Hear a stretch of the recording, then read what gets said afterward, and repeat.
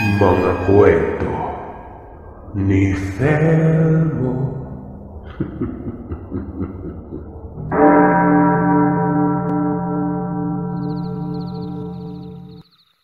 Nakatira si Marisa sa isang bulubundukin na barangay sa Bangaklan. Nangyari ito, dekada 80. Pag-uuling ang hanap buhay ng kanyang ama. May kapansanan ito sa mata pero pinipilit nitong maitaguyod ang kanilang pamumuhay.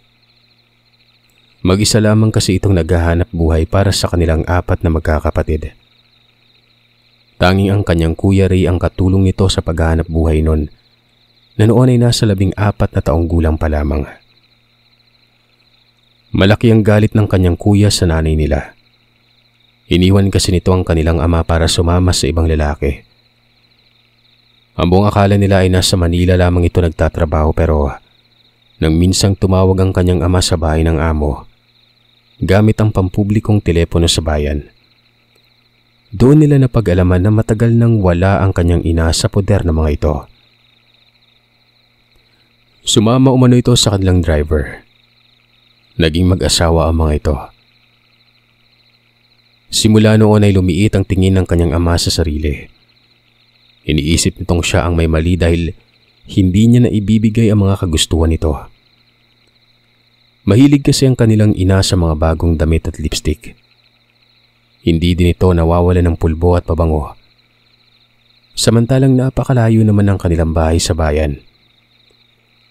Kailangan pa nilang bumaba ng napakatarik na bundok at tumawid ng nagraragas ang ilog bago marating ang barangay kung saan pwede silang sumakay ng habal-habal.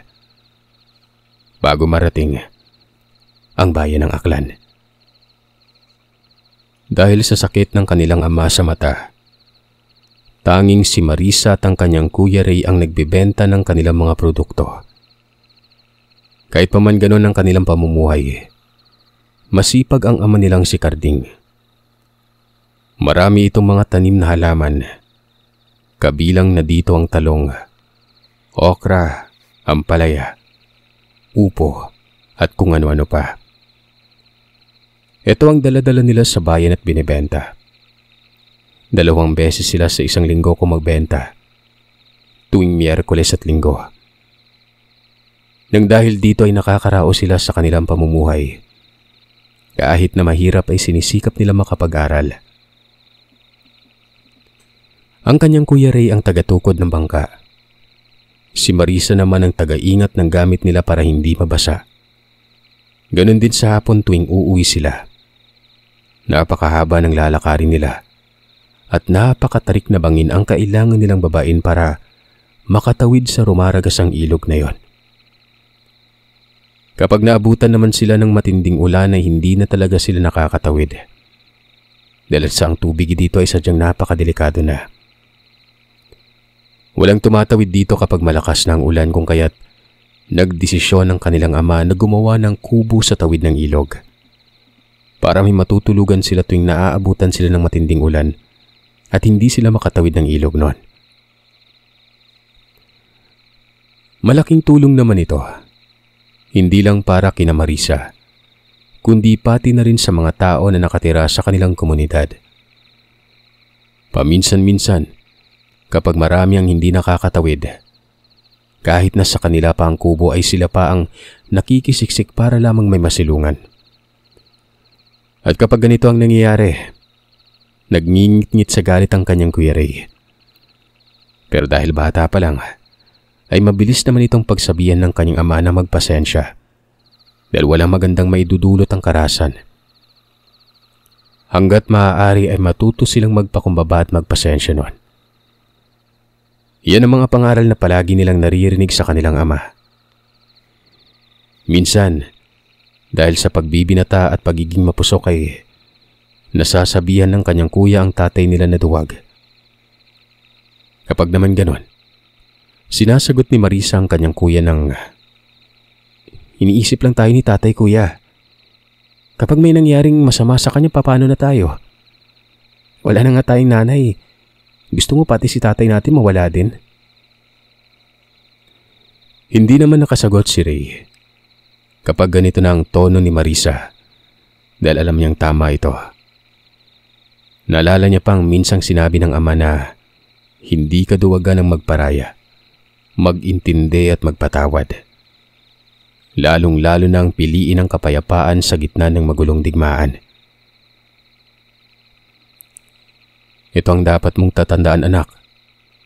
Balang araw, maiintindihan mo kung anong ibig kong sabihin. Wika ng kanyang ama noon. Isang partikular na araw, huli na nang makauwi sina Marisa at ang kanyang kuya Ray galing eskwela. Pagkatapos pa lamang ng pananghalian ay nagsisimula ng pumatak ang ulan. Bago pa matapos ang kanilang klase, sobrang taas na ng tubig, kung kaya't alam nilang hindi na sila makakatawid pa ng ilog na yon. Sinabi naman ng kuya ni Marisa na sa kubo na lamang sila magpalipas ng gabi. Sa susunod na araw na lamang sila uuwi. Ano pa nga ba, kuya? Bakit kasi napakalayo ng bahay natin, no? Ganun talaga. Hindi lang naman ang nakatira sa banga, di ba? Marami tayo doon. Kaya marami din ng tao na nahihirapan. Sa mga ganitong pagkakataon ay alam niyang naging bukas na rin ang isipan ng kanyang kuya sa kanilang sitwasyon. Madilim na nang nakarating sila sa kanilang kubo.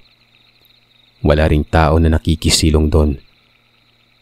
Nagpasalamat ang kanyang kuya Ray dahil hindi sila makikisiksik na animoy, sila pa ang nakikisilong sa mismong kubo nila. Binuksan nila ang kanilang bag na nakasabit sa haligi ng kubo. Nag-iiwan kasi sila doon ng konting bigas at ilang piraso ng tuyo.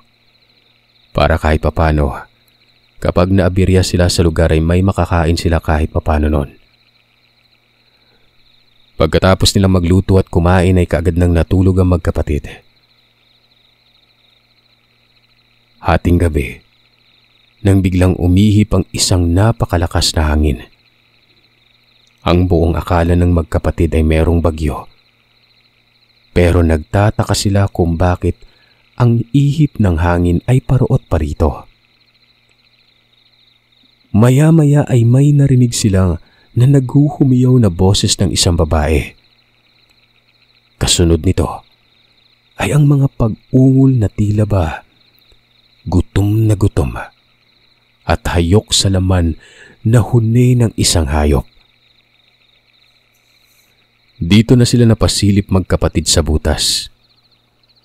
Nung una, hindi pa nila nakikita ang kinaroroonan ng biktima. Pero nang mapagmasdan nilang maigi yon, isa itong babae na nakatihaya at nakapatong sa tiyan nito. Ang napakalaking ibon. Ang nakapagtataka, yung ibon na ito ay parang asong gutom na gutom kung umangil at kumain. Sa tuwing gumuguhit ang kidlat ay nakikita nila kung gaano hugutin ng nilalang ang lamang loob ng babae bago ito lantakan. Mapapasigaw na sana si Marisa pero kaagad na natabunan ng kanyang kuya Ray ang kanyang bunganga. Kamuntikan na kasi siyang mapasigaw. Mabuti na lamang at naging maagap ito. Nanginginig ang katawang napayakap si Marisa sa kanyang kuya. Ganon din ang kapatid niya. Hindi matatawaran ang takot na kanilang nararamdaman. Pero mas pinili nilang magpakatatag. Binulungan siya ng kanyang kuya na magdasal sila kaya kaagad na pumikit si Marisa at nag-usal ng panalangin. Nagdasal sila sa pamamagitan ng kanilang isipan hanggang sa nawala ng kanilang takot at muling nakatulog.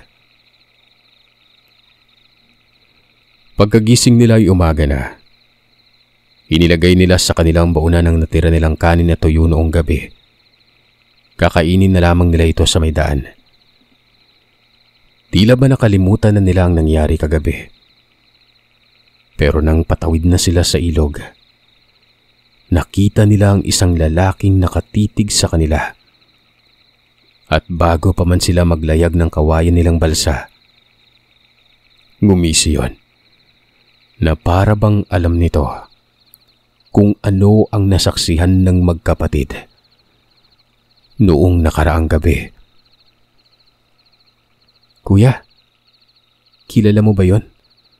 tanong ni Marisa sa kapatid niya. Hindi. Ngayon ko lang din yan nakita eh," sagot ni Ray. "Bakit ganyan siya makangisi, kuya?" "Hayaan mo na, Marisa. Magpasalamat na lang tayo at ligtas tayo kagabi. Ayoko na makakita ulit ng nakita natin kagabi." Nang makatawid na sila sa ilog, kaagad na tinali ng kanyang kuya Ray ang balsa nilang kawayan sa isang puno. Doon nila ito itinatali para sigurado silang hindi yun matatangay ng agos ng tubig. Nang tanawin nilang muli ang tao sa kabilang parte, wala na silang nakita nun. Pero nakita nila ang bangkay ng tao na nakahandusay sa pangpang ng ilog. Wakwak ng tiyan ito. Wala na rin itong kadugo-dugo. Nakaplastada kasi ito sa ilog, kung kaya't tanaw ito mula sa kabilang parte. Nahintakutan silang dalawa kung kaya't kaagad na silang umakyat sa bangin at tumakbo hanggang sa makarating sila sa bahay. Nadatnan nila ang kanilang tatay at mga kapatid na kumakain ng almusal. Nang makita sila ng mga ito, nagtaka ito kung bakit pareho silang namumutla.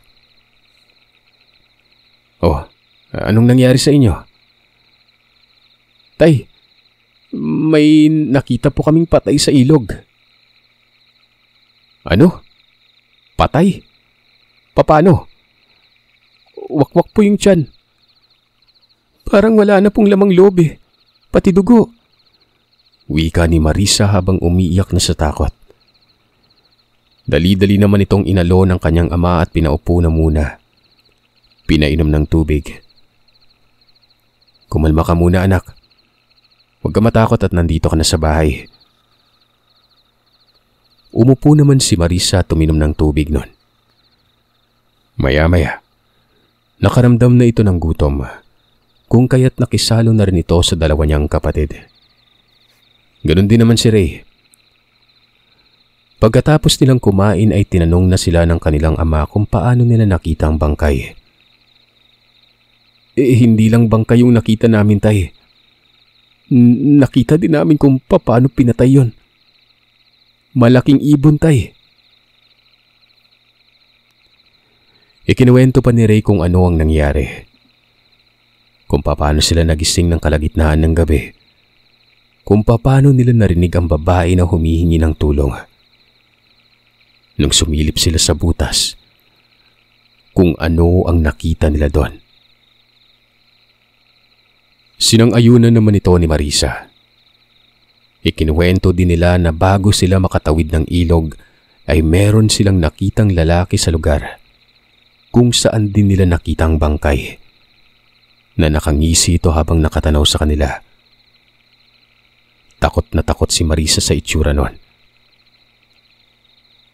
"Anong itsura ng lalaki, anak?" "Mukhang baliw, tay. Mahaba ang buhok. Mahaba yung balbas.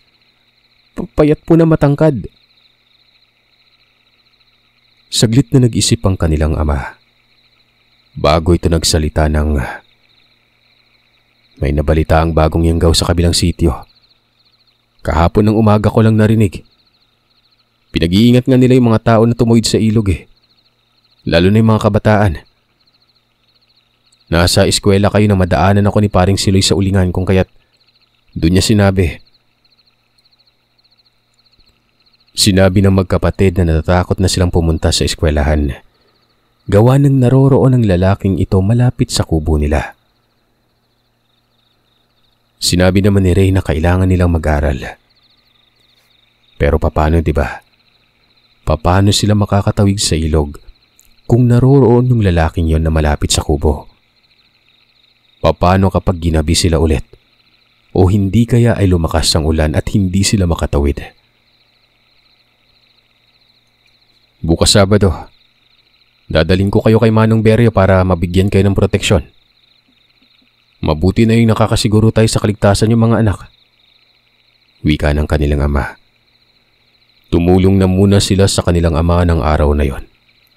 Mag-aani kasi ito ng mga kamoting kahoy at kamoting baging para may maibenta sila sa bayan sa linggo. Nakita naman nilang marami ng bungang saging na kailangan ng anihin kung kaya't inaani na rin nila yon. Si Marisa naman ay tuwang-tuwa dahil napakaraming bunga ng kanyang mga kamatis at sili. Kaya't sagana na naman ang kanilang paninda. Mga anak, bukas nyo na ng hapon anihin yung mga iba ninyong paninda. Ngayon, mga kamoting kahoy at kamoting baging tsaka saging muna yung anihin natin. Sumunod naman sila nun. Maya-maya, etong isang kapatid nilang si Cecil. Tinawag ang ate niyang si Marisa. Nang sumagot si Marisa kung ano yon, ang sinabi ng bata, may mama umano. Sabay turo nito sa isang direksyon. Nang tingnan ni Marisa ang direksyon kung saan tinuturo ng kanyang kapatid, bigla siyang nahintakutan nang makita niya ang lalaki. Hindi siya makapagsalita ng mga panahon na yon. Ilang beses pa siya nitong kinalabit bago siya pumalahaw ng iyak. Dahil sa pag-iyak nito ay nahinto ang ginagawa ng kanilang ama at kuya. Tinanong nila kung anong nangyayari. Sinabi ni Cecil na nakita umano ng ate niya yung mama. Grabe makaiyak ang bata nun. Sinabi naman ni Cecil na ganun ang reaksyon ng kapatid niya gawa ng mukha daw baliw yung mamang ito. Tay, yun yung lalaki sa ilog. Nasaan? Tanong sa kanila ng kanilang ama. Nandun oh. Tinuro naman ito ni Cecil. Yun nga lang, wala na ito doon. Dahil sa nangyari, pinabuhat na ng kanilang ama kay Marisa ang kanyang bunsong kapatid. Halina kayo, umuwi na tayo. Tama na yung mga nakuha nating ani ngayon. Wika ng kanilang ama. Mabilis na silang naglakad pa uwi. Pagdating nila sa kanilang bahay, nadatna nila ang isa nilang aso na wala ng buhay. Wakwak ang tiyan nito. Ang ulo ay isinabit sa poste ng kanilang bakod. Napamura ang kanilang ama nang makita yon. Mukhang tinatakot tayo ng demonyong yun ah. Magpakita ka sa akin! Wag na wag mong kakantiin ni isa man sa mga anak ko. Ako makakalaban mo. Napakalakas naman ng loob mong umatake kahit may araw pa. Sigaw ng kanilang ama. Dahil sa pagsisigaw nito kung kaya't narinig ito ng kanilang mga kalapitbahay. Pre, anong nangyayari? Tanong ng kanilang kapitbahay. Yung demonyong aswang na yan, pre. May balak pa yatang biktimahin yung anak ko. Tingnan mo yung ginawa sa aso namin, oh. Aswang, pre? Saan yun? Nandun sa taniman namin. Nakita ng anak ko. Ayun, pre, oh. Tingnan mo nga. Pinatay yung aso namin. Muling napamura ang tatay nila Marisa. May araw pa kasi pero nananalanta na. Nagulat ang kanilang kapitbahay nang makita nito ang kalunos-lunos na kalagayan ng aso. Yung isa pang aso nila ay tila ba't takot na nagtago sa ilalim ng lamesa sa loob ng kanilang bahay. Ito ang kanilang pinagpapasalamat dahil hindi pumapasok ang nilalang sa loob ng bahay. Kung kaya't kahit papano ay ligtas pa rin sila nun. At dahil sa nangyari, hindi na pinagpabukas pa ni Kanora ang balak na pumunta sa albularyo. Dali-dali na silang pumunta sa bahay ni Manong Berto. Nasa kabilang burol lamang ito at hindi ganon kalayo ang lalakarin. Isinama na silang lahat ng kanyang ama para masigurado ang kanilang kaligtasan. Sumunod naman silang lahat. Pagdating nila sa kabilang burol, nakita nila ang matanda na nagpapausok ng buntot ng niyog na may goma. Manong Berto, tawag ng kanilang ama. Tumanaw naman ang matanda. Nakita sila nitong magkakasunod na naglalakad habang karga-karga ng kanilang ama. Ang bunso nilang kapatid na noon ay magtatatlong taon pa lamang. Mabuti at nandito na kayo, Karding. Nagbabalak pa sana akong pumunta sa inyo. Wika ng matanda. Sabay hawak nito kay Marisa. Dali-dali itong umusal ng luyang dilaw na dinukot nito sa kanyang bulsa. Sabay bulong dito ng orasyon at inihip sa kanyang noo. Sabay guhit ng marka ng krus sa noo ng bata at sa mga parte ng katawan kung saan ang pulso nito. Maya-maya pa ay pinagpawisan na ng malamig si Marisa. Unti-unti nang lumuwag ang pakiramdam ng bata. Kagad silang pinapasok ni Mang Berto sa bahay nito at sinabing doon na muna sila manatili hanggang sa mahuli na nila ang nilalang. Kung ganun tay, hindi kami pwedeng magtinda sa linggo. Tayo na lang ang pupunta sa bayan sa linggo, Ray. Iiwan natin dito si Marisa at yung mga kapatid mo kay Manong Berto. Pumayag naman si Ray sa sinabi niyo ng kanyang ama. Itong si Marisa ang minarkahan ng nilalang. Wika na manggagamot. Kaya pala ganyan na lang ang reaksyon ng bata. Sagot naman ng kanilang ama. Yun sa manggagamot. Kailangan umanong maagapan ng nilalang na yan. Mahirap na bago kumalat at makapaminsala pa ng iba sa mismong lugar nila. Gustuin man nilang mag-report sa otoridad. Pero malabo yun. Walang umaakyat na otoridad sa kanilang lugar. Kahit may mga patayan na krimen pa ang nangyayari. Walang otoridad na umaakyat para mag-imbestiga. Kung kaya't naisip nilang hindi din makakatulong yon. Sa madaling salita, sila na lang ang huhuli dito. Nang gabing yon ay ginawa ni Mang Berto ang mga bata ng habak at ipinasuot agad ang mga ito sa kanila. 6:00 ng hapon. May kumatok sa bahay ng manggagamot. Humihingi ang mga ito ng tulong. Nang buksan ng albularyo ang pintuan. Ito yung kabarangay nilang may anak na buntis kung kaya't dali-dali silang pinapasok ng albularyo na yon. Napamura ito nang makita niyang puno ng marka ang katawan ng buntis. Mabuti na lang at dinala mo na kagad dito ang buntis na yan, sabi ni Manong Berto.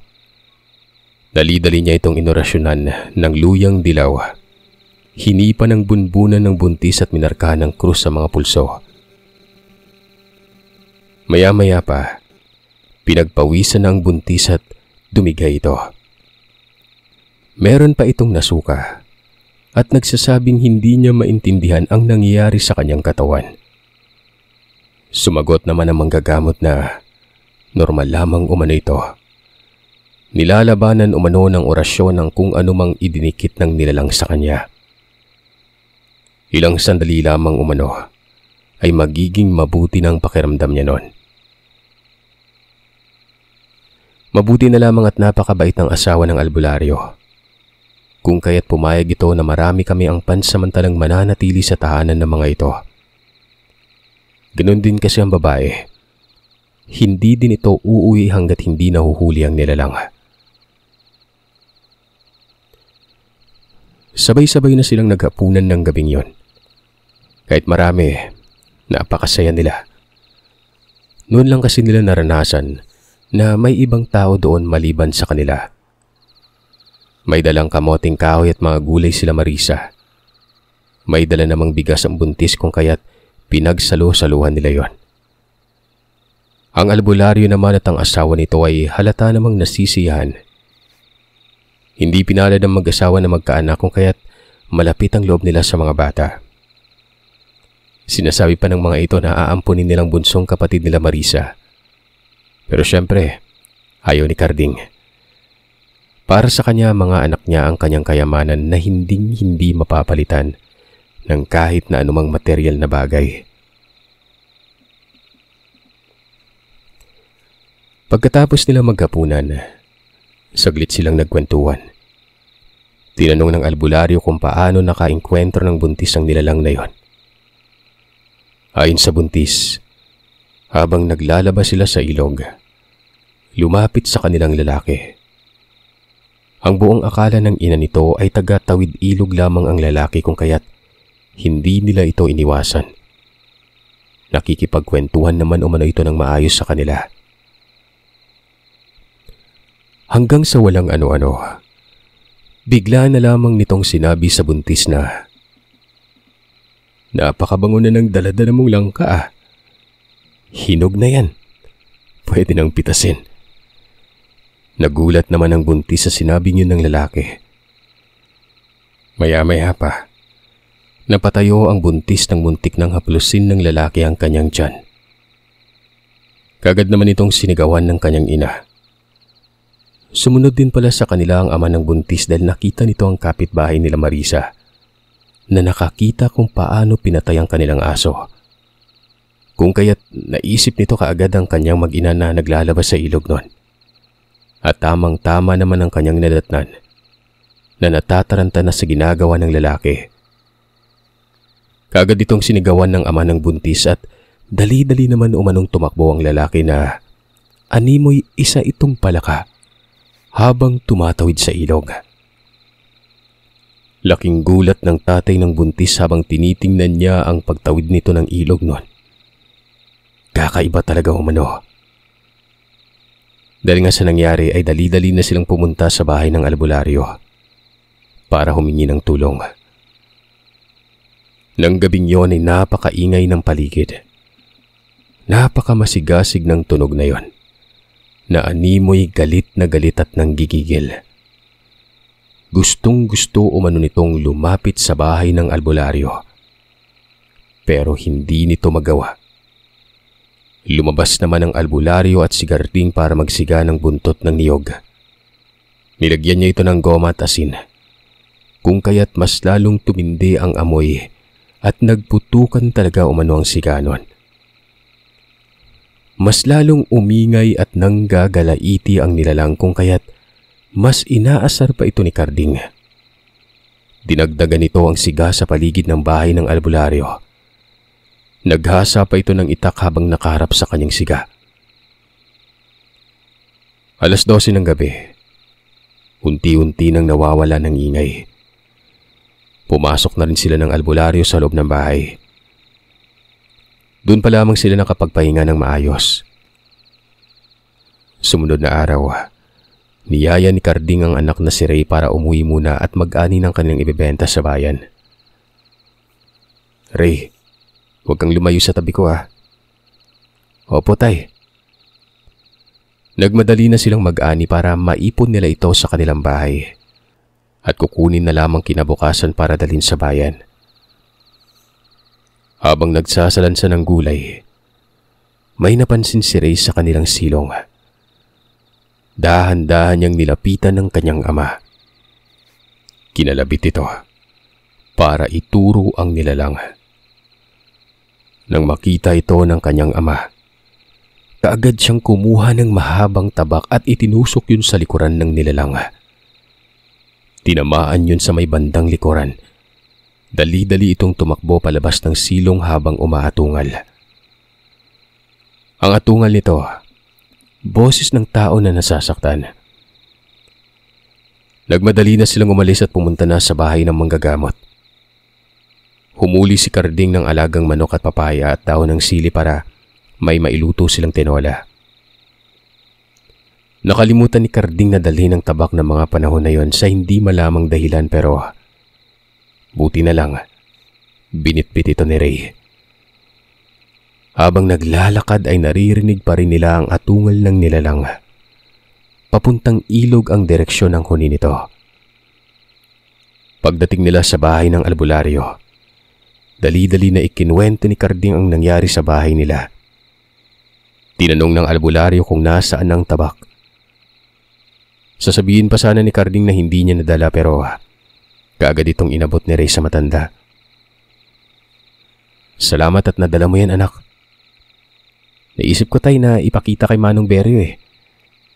Sagot nito kay Ray. Talagang hahanapin ko yan. Malaki ang may tutulong nito sa pagbuksa natin dun sa linalang na yon. Sagot naman ng albularyo. Ano pong gagawin niyo dyan, Manong? Halika dito, Ray. Panoorin mo yung gagawin ko. Yaya naman ng manggagamot. Sumunod naman si Ray. Bitbit ang tabak na may mantsa pa ng dugo ng nilalang. Pinunasan ito ng langis ng albularyo. Pagkatapos ay pinatakan nito ng katas ng kalamansi.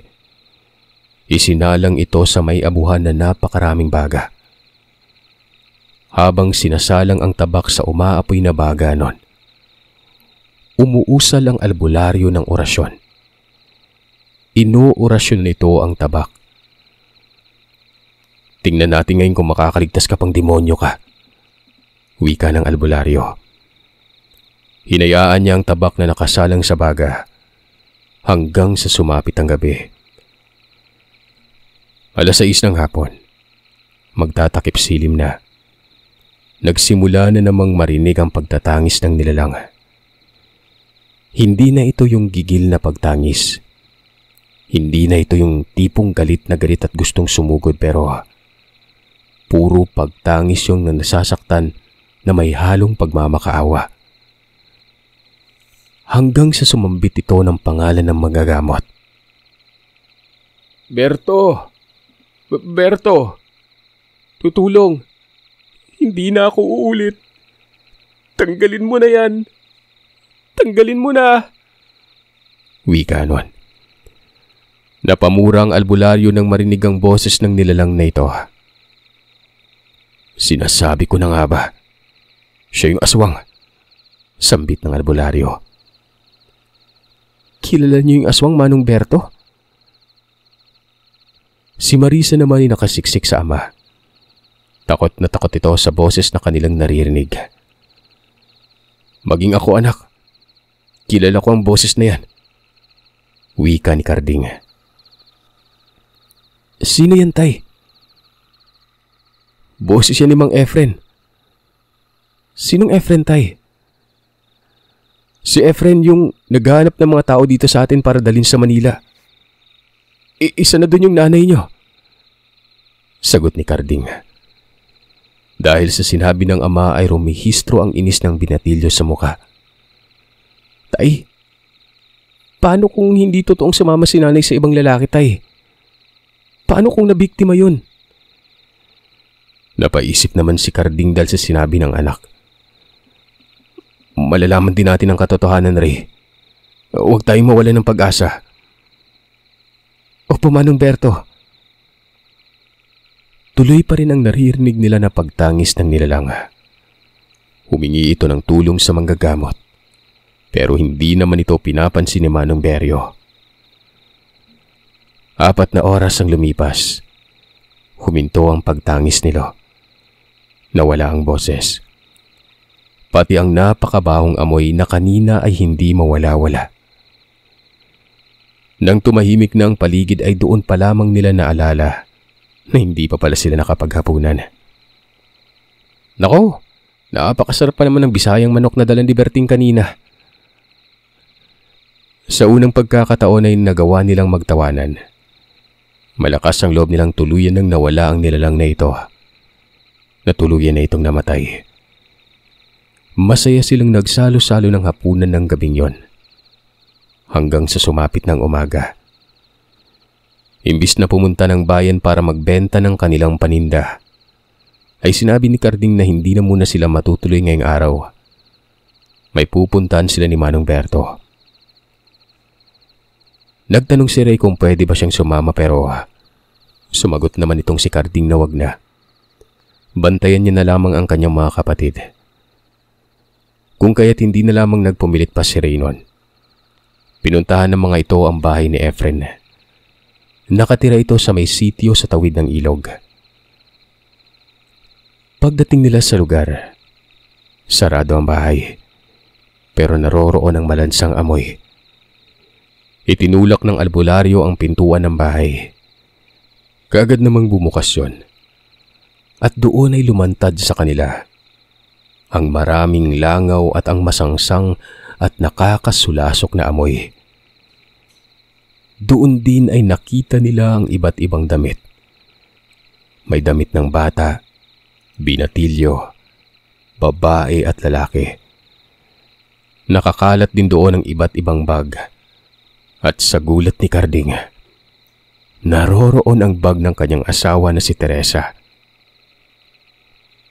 Ganoon na lamang ang iyak ni Carding habang tinatawag ang pangalan ng asawa. Pinunta nila ang kusina ng bahay. Doon nila nakita ang damit ni Teresa na punong-puno ng tuyong dugo. Hindi lamang ang kay Teresa na damit ang naroroon. Naroroon din ang damit ng bangkero na matagal nang nawawala. Kasama ang damit ng anak nito na palagi niyang kasakasama. Napaiyak na lamang si Carding sa awa sa mga nabiktima ng nilalang. Pinasok nilang silid at doon nila nakita ang nilalang na wala ng buhay. Galit man sa nilalang ay wala nang nagawa pa si Carding. Samantalang ang albularyo naman, dinasalan niya ang bangkay nito. Sabay wisik dito ng tubig na galing sa may simbahan. Pagkatapos noon ay binuksan nito ang bintana. Dahilan para sumentro ang sikat ng araw sa katawan ng nilalang na yon. Kitang-kita nila kung paano umusok at unti-unti itong naging abo. Bitbit ang bag at damit ng nakakaawang si Teresa. Dinala ito ni Carding pauwi. Nilabhan niya ang damit ng asawa na punong-puno ng dugo sa ilog. At dahil madadaanan nila ang bahay nila Carding bago marating ang tahanan ng albularyo, iniwan na ni Carding ang bag at damit ng asawa sa bahay nila. Malungkot man at nakakatroma, ay mas pinili ni Carding na ipagtapat sa mga anak kung ano man ang kanyang nakita at nasaksihan sa bahay ng aswang. Pagdating sa bahay ng albularyo, kaagad na ipinagtapat ni Carding ang katotohanan na kanilang natuklasan. Ganun na lang ang pag-iyakan ng magkakapatid. At itong si Ray, sa kauna-unahang pagkakataon ay nagdasal at humingi ng kapatawaran sa kanyang ina sa kung anumang masamang nasabi niya dito. Kasabay ang pangakong hinding-hindi niya pababayaan ang kanyang ama at mga kapatid. Kaagad naman sinabi ng albularyo kung bakit hindi nila nakikita ang bahay ng aswang sa lugar na yon. Yun ay dahil may sabulag ito. Para hindi kaagad makita ang kanyang tahanan. Sa kasalukuyan, patay na si Carding. Ang magkakapatid naman ay naging asensado sa buhay. Bunga ng kanilang pagpupursiging makapag-aral at hanggang ngayon, dala-dala pa rin nila ang pangaral ng kanilang mahal na ama.